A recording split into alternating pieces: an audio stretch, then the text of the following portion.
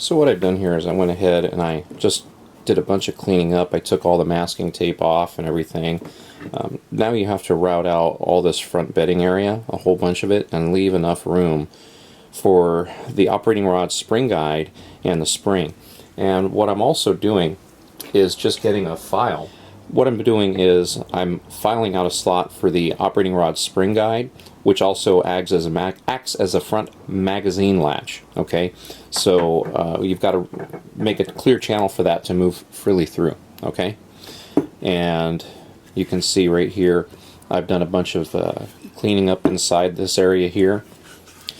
Now, if you're wondering how I did that, all I really did, I literally just used a pocket knife, okay, and I just went carefully and I shaved off, you know, I basically just went carefully and I shaved off the excess with the pocket knife. Okay, so you just have to go real slow and careful and follow the surface of the wood and the stock liner and trim down the bedding area. So you can see on this one here, I've got just a little bit more left to do here to clean up the magazine well area. This side here is done pretty good, so I went ahead and I followed the lines right here of the stock liner, okay, and the wood portion of the stock.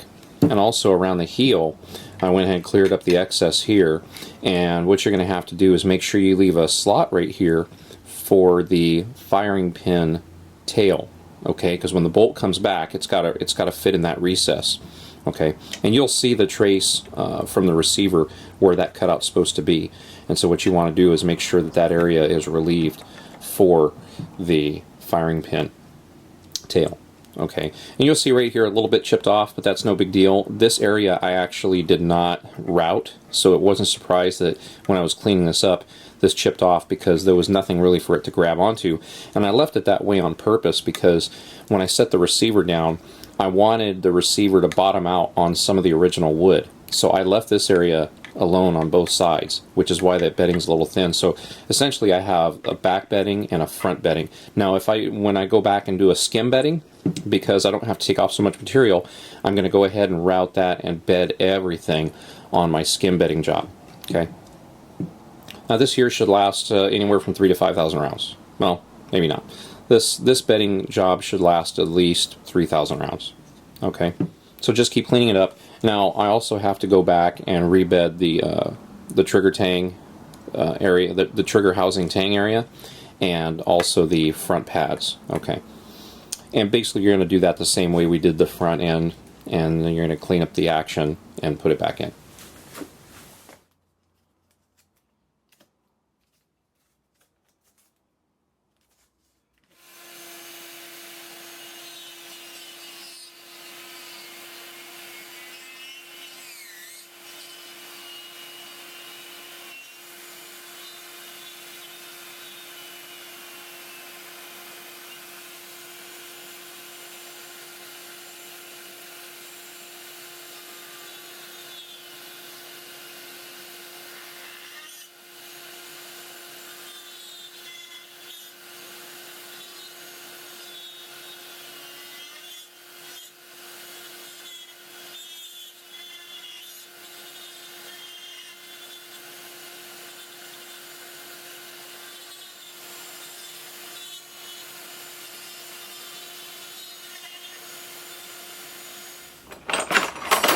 And what we just did there was make a clear passage for the spring and the spring guide. Okay. And remember, what you have to be careful of is because this operating rod is traveling back, and it's going to bottom out on the receiver face.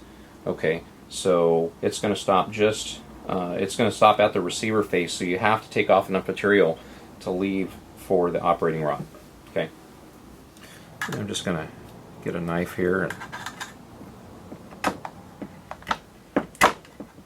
that's basically all I did. It just took me a long time. I just kind of did a little bit here and there.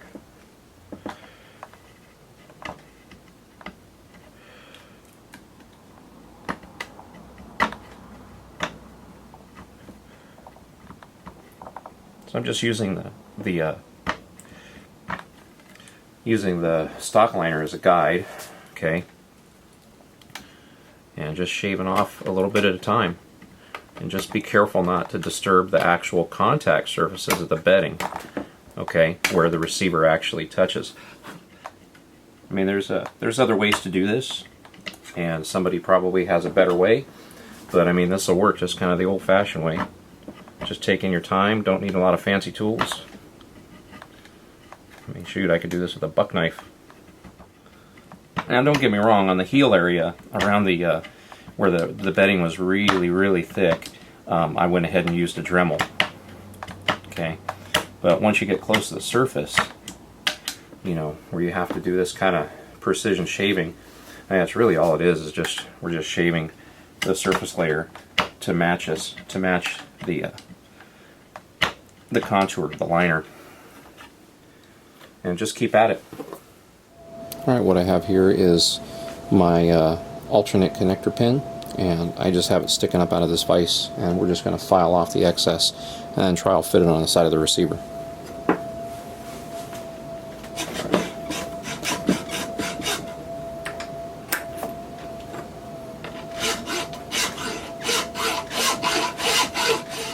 When I'm basically done, I filed it down.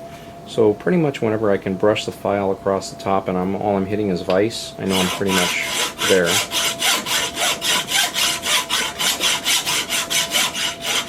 And that was maybe a minute worth of filing right there. As you can see, just a little bit of filing there got me pretty much flush. I maybe went just maybe about 10/1000ths too deep, but that's okay. It's not going to make much of a difference there. So you can see how much of the pin is engaged.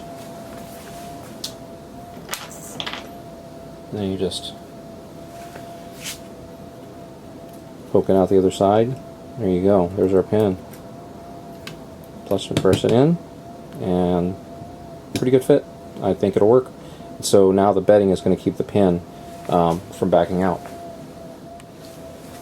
Right, so literally, after we've got all the other areas routed, the very last thing you need to do, or at least one of the last things you need to do, is you need to flatten these cuts where the D-cuts in the receiver legs, okay? Because when you bed them, that bedding compound squishes in and pretty much creates a lock on the receiver. So it's going to be really hard to get your action out of the stock if you don't chisel that out. So I just use a chisel.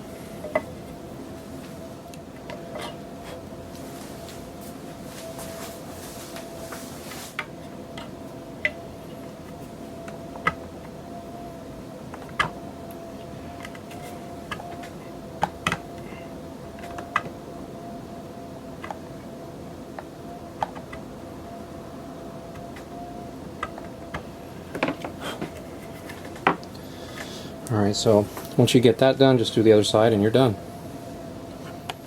Alright, so I went ahead and rebedded the trigger group. And this is basically pretty much how you want it to look this time. Much cleaner this time. Completely filled in. Unfortunately, this masking tape seems to be leaving some residue on this bare walnut stock. So I'm going to have to hit it with some kind of alcohol or something.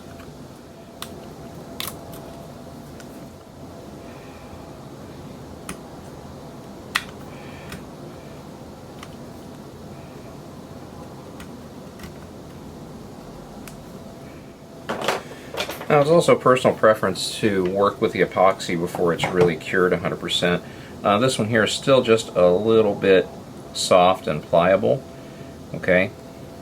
And so it's kind of a personal preference whether or not you want to work with it this soon, or if you want to wait until it completely hardens.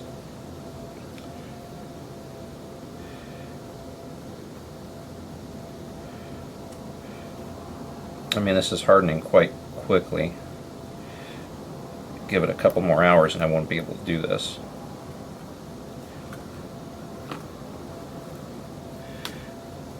But hey, it looks pretty nice, right? Alright, so you can see there what kind of job we have there.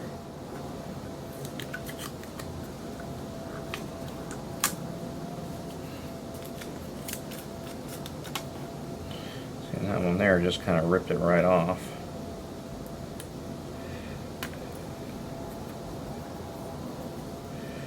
but just give it a couple more hours and this stuff's going to harden really, really stiff.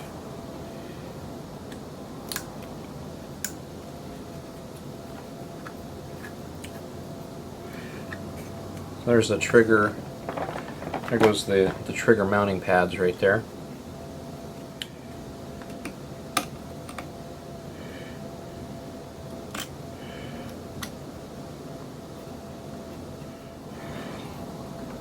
Now, you'll notice here on the trigger housing, what we're going to do is we're going to cut a relief cut, okay, in the epoxy for the trigger bar right here, or for this portion of the trigger that's going to raise up. So you need to cut a relief cut out there so that it has some room to actually move.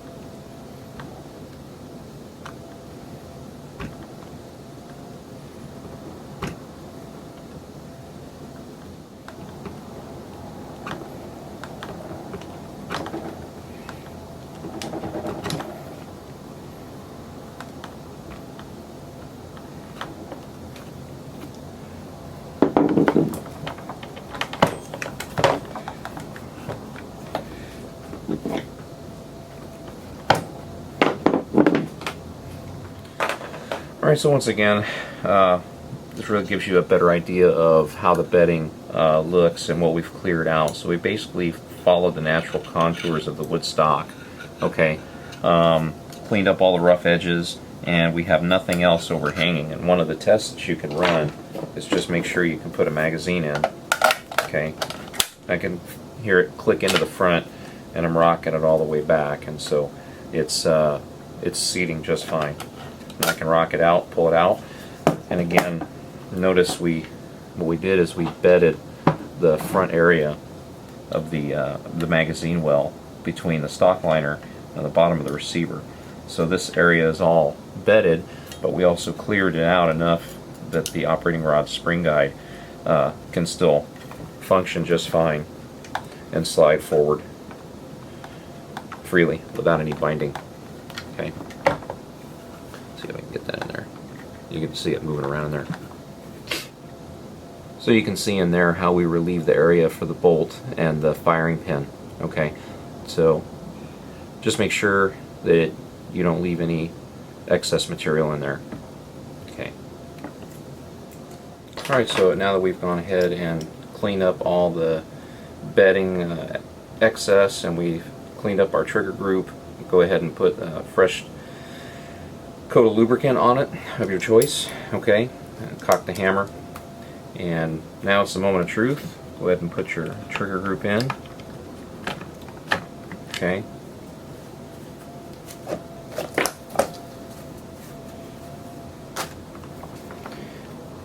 And go ahead and latch your action together.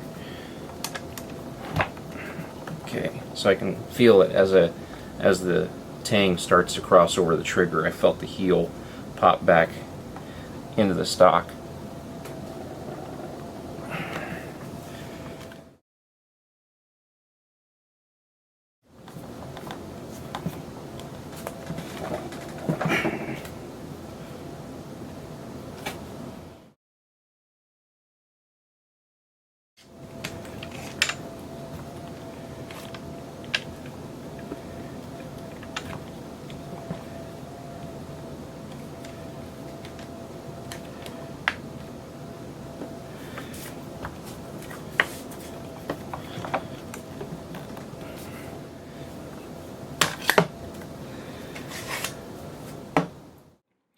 Okay, so what you're watching here is me grunt and groan and struggle to try to get this trigger guard latched.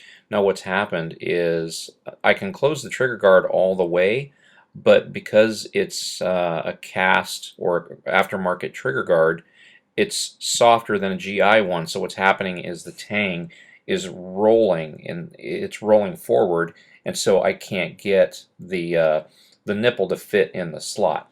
And so what I'm trying to do is put more weight on it to flatten it so that it actually engages into the trigger housing.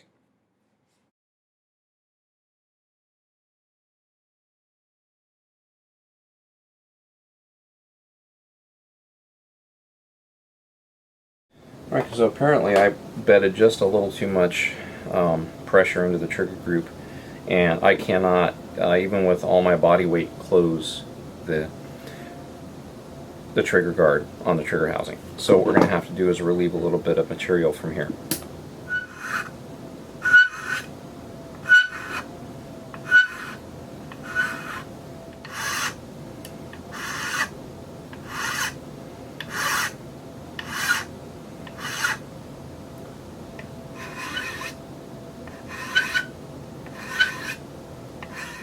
Alright, so once you've taken off a small amount, go ahead and trial fit it again.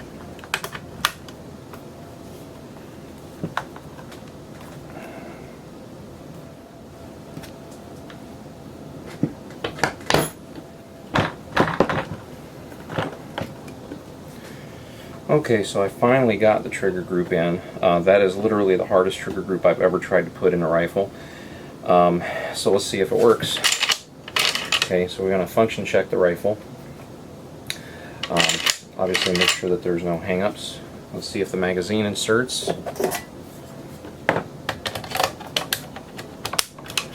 Okay, inserts fine. Bolt locks open on an empty magazine.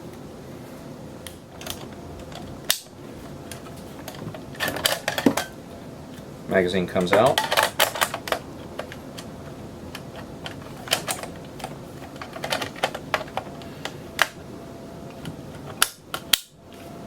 Magazine goes in.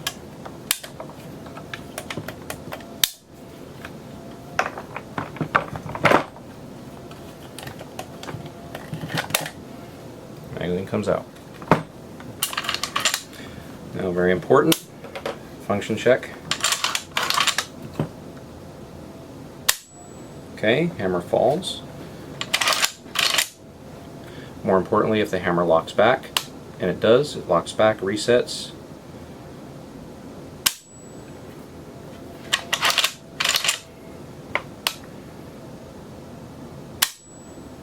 Okay, and that is what you really want to check, is make sure that it function checks fine. So far it does, and it looks like it's a successful bedding job.